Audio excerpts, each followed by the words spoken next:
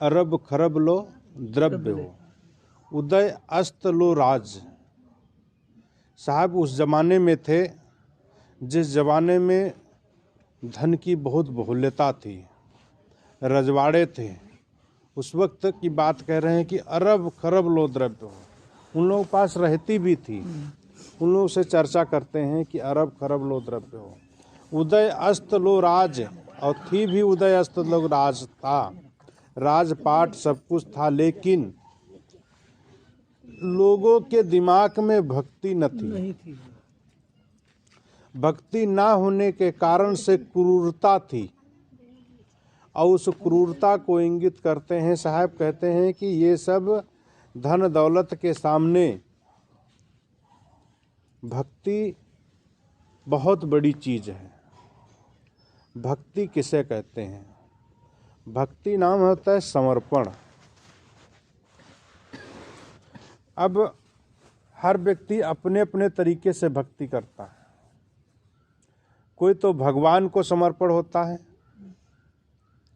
कोई तो परिवार को समर्पण होता है, कोई तो अपने दुकान को समर्पण होता है, कोई तो अपने व्यापार को समर्पण करता है, और कोई तो अपने गुरु को समर्पण करता है। हर तरीके अलग अलग हैं अपने अपने, लेकिन जरूरत सबकी है। समय समय से कुल मिलाकर के चारों तरफ से मूल में आ जाते हैं कि सब कुछ हर जगह अपने आप को समर्पण हम कर देते हैं। जब तो समर्पण के उपरांत जब निकल कर आता है तो आती है सफलता। जहां पर समर्पण होता है वहीं पर सफलता आती है। कोई काम हम करने चले और वहां पर अगर समर्पण नहीं है तो सफलता नहीं मिलेगी। अब काम कोई भी हो, घर का काम हो, जैसे माँ बहनें भोजन बनाती हैं, वहां पर अगर समर्पण ना हो भोजन के प्रति तो रोटी जल जाएगी।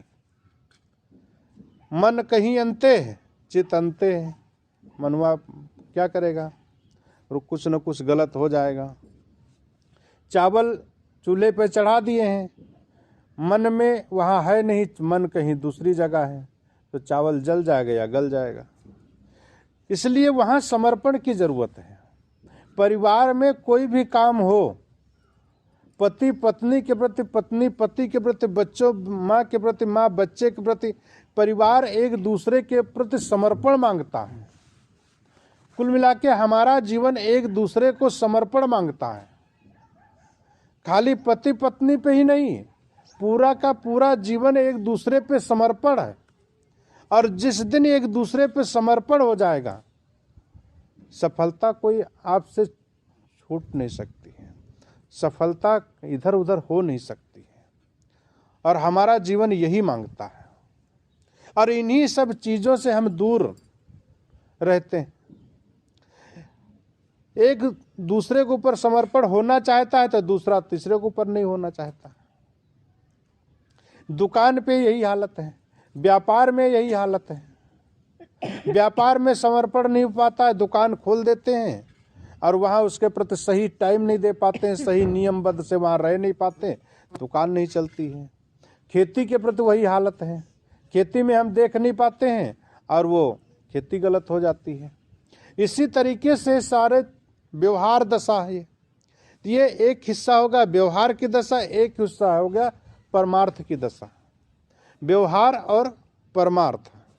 तो व्यवहार में हम जीते कितना है, सुबह से लेकर के शाम तक, शाम से लेकर सुबह तक, बीच में जितना सोते हैं उसमें वो सोना भी एक व्यवहार है। अगर जब हम सुबह से शाम तक अच्छा काम करते लोगों के साथ में तो हमें अच्छी नींद आती है, उसका भी फल वहाँ मिलता है। तो कुल मिलाकर के जो हमारा जीवन व्यवहार से गुजरता है, अगर जो हमारा व्यवहार सही हो जाता है, व्यवहार हमारा सही हो जाता है, एक दूसरे से लेन देन सही हो जाता है, एक दूसरे से जीना जो सही हो जाता है, कलह कल्पना हट जाती है, तो हमें नींद अच्छी आती है। तो इसलिए हमारा व्यवहार कितना सुंदर होना चाहिए, इतना सुंदर होना चाहिए जिससे व्यवहार का जो सफलता मिले, व्यवहार से बाद में हमें उसका रिजल्ट मिले, वो सुखदायी होना चाहिए। और व्यवहार ही हमारा बिगड़ जाता है तो हमारा जीवन बिगड़ जाता है। हमारा व्यवहार से जीवन बिगड़ जाता है, और जीवन जब बिगड़ जाता है तो यहाँ भी बिगड़ जाता है, ऊपर का भी बिगड़ जाता है और अंदर का भी बिगड़ जाता है। एक बिगाड़ानंद थे, गांव में रहते थे। गांव में रहते थे, उनका काम ही यही था कि कुछ न कुछ दूसरों का कहीं न कहीं से अहित कर देना। दूसरों का काम, उनका नाम ही था बिगाड़ानंद और काम भी बिगाड़ानंद था। कहीं भी जाते, कहीं भी बैठते, कुछ भी बोलते, उनके बोलने से ही लोगों का बिगड़ जाता था। एक बार किसी के यहाँ शादी के लिए कुछ लोग आए, वर पक्ष के लोग, और वहाँ पर बैठे थे, बड़े बूढ़े हैं, उनको बुला लिया जाए और वो भी शामिल हो जाएंगे। उनको बुला लिया गया तो घर वालों ने बोले कि वो आएंगे, जब दादाजी आएंगे तो उनको ठीक से खातिरदारी कर देना, उनको बोलने का मौका मत देना, अन्यथा वो कुछ न कुछ ऐसी बात बोल देंगे कि हमारा बिगड़ सकता है।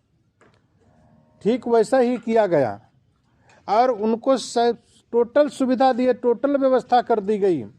आखिर में जब उनको नाश्ता दिया गया या उनको, तब वो आशीर्वाद देते हैं, बोले बहुत अच्छा हुआ, बहुत बढ़िया, तुम्हारी मिर्गी ठीक हो जाए, भगवान करे कृपा आपकी मिर्गी ठीक हो जाए। आशीर्वाद दे दिए। अब वो मुख से ऐसी बात बोल दिए जो वर के पक्ष लोगों ने सुने, आए लड़के को मिर्गी आती है। तब वो बोले ठीक है भैया, कोई बात नहीं, बाद में बता दूंगा। चले गए, बात हो गई। ऐसे ही कई तरीके से वो लोगों का अहित करते रहते थे। एक दिन क्या हुआ, शरीर उनका एकदम बिल्कुल जर्जर था, शरीर छूटने का समय आ गया और शरीर छूटने से पहले लोगों में एक मीटिंग की और लोगों को बुलाए। उन्होंने कहा कि जब मेरी मृत्यु हो जाए, मेरी अंतिम इच्छा है, जब मेरी मृत्यु हो जाए तो कुछ मत करना, मैंने जिंदगी भर लोगों का अहित किया, जिंदगी भर लोगों का काम बिगाड़ा, जीवन बर्बाद किया है, इसलिए मैं प्रायश्चित करना चाहता हूँ। जब मैं मर जाऊं तो कुछ मत करना, 1-2 हाथ का खूंटा मेरे मुंह में ठोक देना। इससे मुझे क्या होगा कि अंदर में प्रायश्चित हो जाएगा, इससे हमारे पाप कट जाएंगे। बोले अरे हमारे तो आप दादा हैं, हमारे आप बड़े भैया हैं, हमारे आप, हम ऐसा कैसे कर सकते? कहे नहीं, हमें प्रायश्चित जीवन से तभी हमको मिलेगी, हम इन कष्टों से तभी दूर हो सकेंगे जब आप हमारे मुताबिक काम करेंगे। बोले ठीक है, कोई बात नहीं, आपकी आज्ञा है तो ये कर देंगे। मर गया।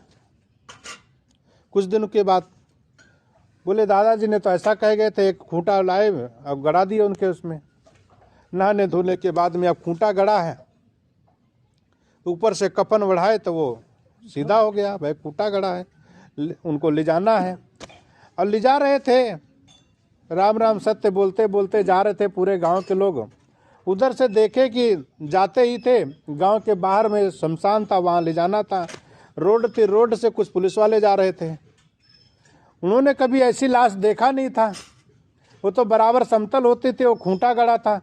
ये ऊपर में सिग्नल जैसा क्या, ऐसी कौन सी लाश है जो सिग्नल, इसमें क्या है? तो बोले भाई हमने तो कभी देखा नहीं है, क्या है? तो उतारो नीचे, हम भी खुद देखे इस क्या सिस्टम है। लाश को नीचे उतारे और उतार करके देखे तो मुंह में खूंटा गड़ा हुआ है। पुलिस वाले तो जानते ही हैं। अच्छा, तुम लोग इसको जबरदस्ती मुख में खूंटा गाड़ के इसको मार दिए हो और दिन दहाड़े इसको शमशान में फूकने लिए ले जा रहे हो। इतना अन्याय, इतना अत्याचार इस वृद्ध व्यक्ति के साथ में। तुम अपने माँ बाप के साथ यही व्यवहार करते हो। और उनको ले जाए, बेचारों को, उनके घर परिवार लोगों को ले जाए और जेल में डाल दिए। जिंदा में भी लोगों का अहित किया, मरते दम तक अहित किया, मर गया फिर भी करते चला गया, पूरा का पूरा जीवन यही से किया गया। ऐसे व्यक्ति आप क्या समझ सकते हैं कि वो जीवन मुक्त तो होगा ही नहीं, क्या मरने के बाद भी मुक्त हो सकता है? जब वो अंदर में अपने आप में संतुष्ट नहीं हो सका, दूसरों को संतुष्ट नहीं कर सका, तो क्या समझ सकते वो संतुष्ट हो पाएगा क्या? तो जब हम अपने व्यवहार से संतुष्ट नहीं हैं खुद हम, तो दूसरे हमारे व्यवहार से संतुष्ट हो ही नहीं सकते। इसलिए अपने प्रति अपने आप को समर्पण की जरूरत है। हर जगह भक्ति की जरूरत है, हर जगह शक्ति की जरूरत है, हर जगह समर्पण की जरूरत है। इसलिए व्यवहार की दशा हमारी जितनी सुधरेगी, व्यवहार में हम जितना खरे उतरेंगे, उतना हमारा जीवन सही हो जाएगा। इसलिए जरूरत है व्यवहार और परमार्थ की। अब दूसरी तरफ में हम आ जाते हैं कि एक व्यवहार अगर जो हमारा सुधर जाता है तो हमारा परमार्थ सुधरने में थोड़ी बहुत सहायता मिल जाती है। जब हम परमार्थ के तरफ अपना जीवन की तरफ उखाड़ करके देखते हैं, तब हमारा जो शुरुआत होती है, कहाँ से शुरुआत होती है? बचपन से शुरुआत होती है, और हम समर्पण करते हैं गुरु को। जीवन में गुरु से ही हमारा जीवन शुरू होता है, वहीं से हमारी शुरुआत होती है। बचपन में लेते हैं तो बच्चा भी जब क्लास में पढ़ने जाता है तो वहाँ पर भी गुरु सिखाता है, और थोड़ा सा आगे बढ़ते हैं तो उनको और कौन जीवन की सारी बातें सिखाता है? यार दोस्त सिखाते हैं। घर में आती तो माँ सिखाती है, और थोड़ा बड़े होते हैं सहपाठी लोग सिखाते हैं, और थोड़ा सा बड़े होते हैं यार दोस्त लोग, बड़े बड़े लोग मिल जाते हैं। कुल मिला के पूरे टोटल गुरु से मिलते चले जाते हैं। अब गुरु वह पूज्य है जो हमारे जीवन की सही बात बताए, हमारे जीवन में क्या है, हम क्या है, दुनिया क्या है, संसार क्या है, हमारा दोबारा रिश्ता, ये सब सारी बातें अगर जो बताता है तो वह सच्चा गुरु कहलाता है। यह सच्चे गुरु की तलाश जो व्यक्ति करता है वही सही मुमुक्षु कहलाता है, और सही मुमुक्षु अपने जीवन को सही समझ लेता है, वही शिष्य कहलाता है। कहते हैं कि गुरु माने शिष्य माने गुरु होता है, गुरु माने शिष्य ना है। अगर शिष्य अपने आप को समर्पण करता है गुरु को, और वो लोगों को बताता है, मानता है कि हमारे गुरु हैं, तो वह गुरु है। अगर गुरु कहे कि ये हमारा शिष्य है, गुरु माने शिष्य, तो गुरु माने शिष्य नहीं हो सकता, कि शिष्य माने गुरु हो सकता। इसलिए शिष्य की जरूरत है वहाँ समर्पण गुरु के प्रति। गुरु तो अपना कल्याण कर रहा है, अब गुरु अपने जीवन को सही जी रहा है। शिष्य अगर चाहे तो वहाँ पर उनसे कुछ बात ले करके अपने जीवन का कल्याण कर सकता है। लेकिन गुरु को सारी बातें पता है, और गुरु के वहाँ से शिष्य ने अगर कुछ चीज़ें बातें ले करके अपना जीवन का कल्याण कर लिया है, और उसके बाद में गुरु कि कुछ गंदी आदतें, कुछ गलत तरीके से जीवन जीता है और वो नरक चला जाता है। कहते हैं गुरु उतर गया अपने कर्मों से पार उतर जाता है, और चेला अपने कर्मों से उतर जाता है। तो गुरु हो सकता है नरक में जा सकता है, अगर चेला चाहे तो स्वर्ग में जा सकता है। बात दोनों की है, लेकिन कुल मिला करके जीवन हम कहीं पर भी समर्पण करें, भक्ति का नाता, समर्पण का, विश्वास का, वहाँ पर अगर गुरु भी समर्पण करता है अपने गुरु को, शिष्य भी समर्पण करता है अपने गुरु को, तो नैया पार हो सकती है और हमारा जीवन का कल्याण हो सकता है। एक दूसरे का समर्पण की जरूरत है। इसलिए साहब कहते हैं कि अरब खरब लो द्रव्य उदय अस्तो लो राज, ये सब कोई ज़रूरत नहीं है वहाँ पर है समर्पण की ज़रूरत है। इसलिए अपने जीवन को अगर हम गुरु के प्रति, गु नाम अंधकार रू नाम प्रकाश, जो शब्द हमें अंधकार से प्रकाश की ओर ले आए, अब वो शब्द कहाँ से मिल रहा है, वही हमारा गुरु हो जाता है। रास्ते चलते हुए एक शराबी भी गुरु हो सकता है, एक रास्ते में भिखारी भी गुरु बन सकता है। इतनी अच्छी अच्छी बातें रेल में चलते चलते भिखारी लोग भजन गा देते हैं, रेल में भिखारी लोग अपने को एक अच्छी सजेशन दे देते हैं, उनकी बात लग जाती है और जीवन बदल जाता है। कई ऐसे मौके हम लोगों के सामने आते हैं कि शायद हमने ऐसी बातें कहीं सुनी नहीं होगी जो वो भिखारी बोल रहा है, लेकिन भिखारी बोल भर रहा है, अपने में अमल नहीं कर पा रहा है। बोल तो रहा है लेकिन अमल नहीं कर, बोल रहा है। एक नाचने वाली बहुत सुंदर भजन गा देती है, हाँ, लेकिन इतना वैराग्य भरा भजन गाती है, इतना वैराग्य भरा भजन गाती है, तो उसके सुनने वालों वैराग्य झलक जाता है और वहाँ से कई मुमुक्षु निकल जाते, कहते ये तो गजब की बात बोल दी, और उसको वहाँ से ज्ञान हो जाता है और वो ज्ञान होकर के वैराग्य धारण कर लेता। लेकिन वो नाचने वाली वही नाच का काम करती है, वहीं पर रह जाती है, वो वहीं रह जाती है, लेकिन वो कहाँ का कहाँ चला जाता है। ये है जब शब्द में ताकत। तो गुरु एक शब्द है। अब वो शब्द किसके मुख से निकला इसकी जरूरत नहीं है, क्योंकि वो शब्द भी गुरु है ना, वो शब्द गुरु है। अब गुरु किसी के मुख से निकल सकता है, अब उसको जो कोई धारण कर ले वो गुरु हो सकता है, वो शिष्य हो सकता है। इसलिए हमें जरूरत है, कहीं से भी शब्द मिलता है, कहीं से कोई भी वस्तु मिलती है और अपने फायदे की चीज है उसको पी लेना हमारा कर्तव्य है, हमारा उद्देश्य होना चाहिए। और यह उद्देश्य अगर जो हमारा होता है तो हम समझ सकते हैं कि हमारा जीवन का कल्याण शुरू हो चुका है। अब हमें जरूरत है कि हम पहचाने कैसे कि ये शब्द सही है या गलत है। एक आपकी अंतर आत्मा आवाज देती, कहीं जाने की जरूरत नहीं है। ये वस्तु रखी है, अगर कि हमारा मन करता है इसको चुराने का, एक बार मन करता है इसको हम चुरा ले, यहाँ पर कोई नहीं है और इसको हम चुराने का प्रयास करते हैं और एक बार हाथ लगाने का प्रयास करते हैं तो तुरंत मन के अंदर से आवाज आती है आत्मा की, गलत है ये। दूसरी फिर से आवाज आती है, यहाँ कोई नहीं है, उठा लो, हमें जरूरत है। और वो व्यक्ति जबरदस्ती करके वो उठा लेता है, जबकि आत्मा ने पहली आवाज दी है गलत है। किसी की चोरी करने जाते, किसी का गलत काम करने जाते, आत्मा की आवाज आती है गलत है। वहीं पर अगर रुक जाते हैं तो वो सबसे शुरुआत की जो है वो सत्य बोल रहा है। पहली आवाज जो सत्य की है वो गुरु की है, वो भगवान की, ईश्वर अल्लाह पर जिसको मानते उसने आपको सजेशन दिया है, आपको वहां पर रोका है उसने गलत करने के लिए, और आप इसको उठा करके किसी को दान देना चाहते हैं, आपको सत्य की तरफ की आवाज नहीं आएगी, वो पहली आवाज रहेगी दे दो। आप किसी को अच्छा काम करने जा रहे हैं, वो तुरंत पीछे से सपोर्ट करता है, लेकिन गलत में वो भी पीछे से सचेत करता है, इधर सपोर्ट करता है इधर सचेत करता है, दोनों तरफ से और आपको से इंगित करता है। अब हमारा अहंकार, इसमें 4 चीजें आती हैं, चित्त, मन, बुद्धि और अहंकार।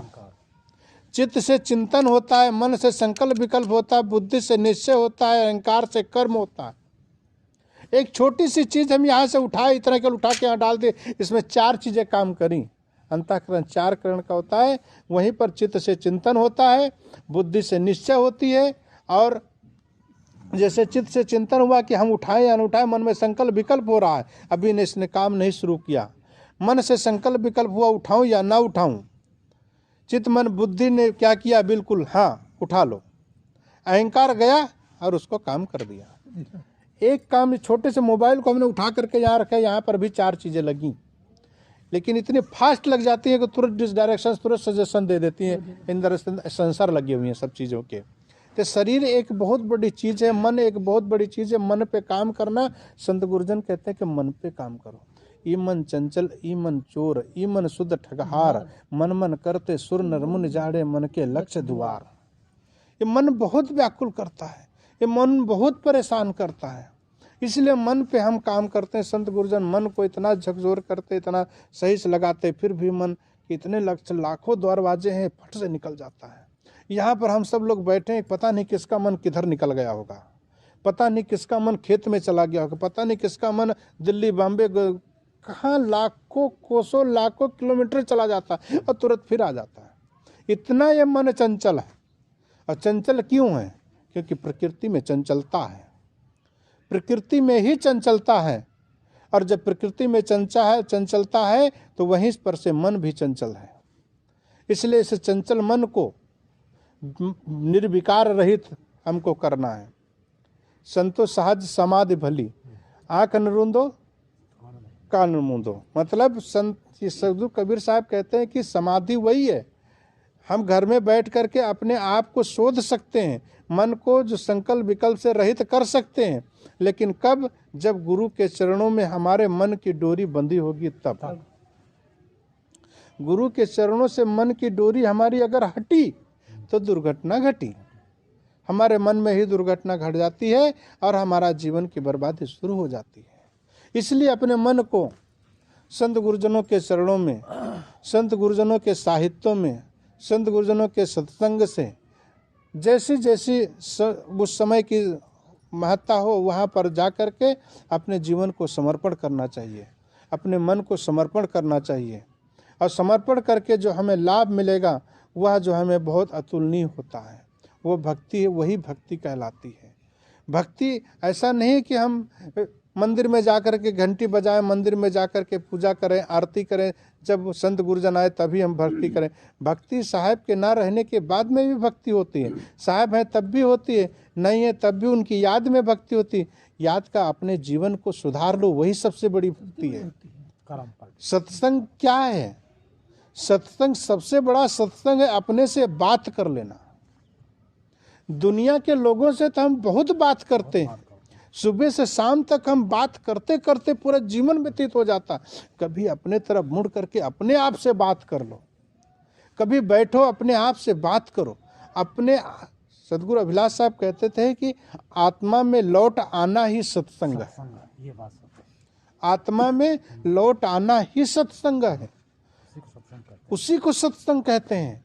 हम बाहर कितना भी भजन गा लें, कितना भी कीर्तन कर लें, कितना भी ढपली बजा लें, कितना भी कुछ कर लें, लेकिन जब तक हम आत्मा में नहीं लौटेंगे, अपने आप को नहीं पहचानेंगे, अपने मन को हम निर्विकार नहीं करेंगे।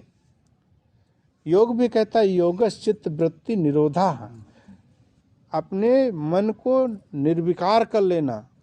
योग चित्त की वृत्तियों का निरोध करना ही योग है, उसमें बैठ करके ही साधना की जा सकती है। जितना हम कुल मिला करके चारों तरफ मिला करके हम मूल में निकल आता है भक्ति, और भक्ति कहलाती समर्पण, और समर्पण तभी मिलेगा जब हम सेवा करेंगे।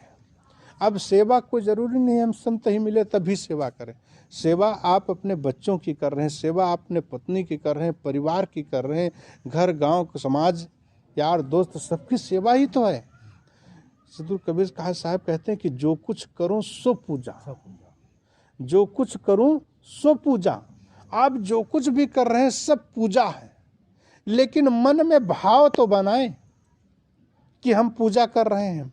आप खेती कर रहे हैं, व्यापार कर रहे हैं, माँ बहन खाना बना रही, भोजन करा रही, चौका लगा रही, कपड़े धो रही, सब कुछ पूजा। किसकी पूजा कर रहे हैं?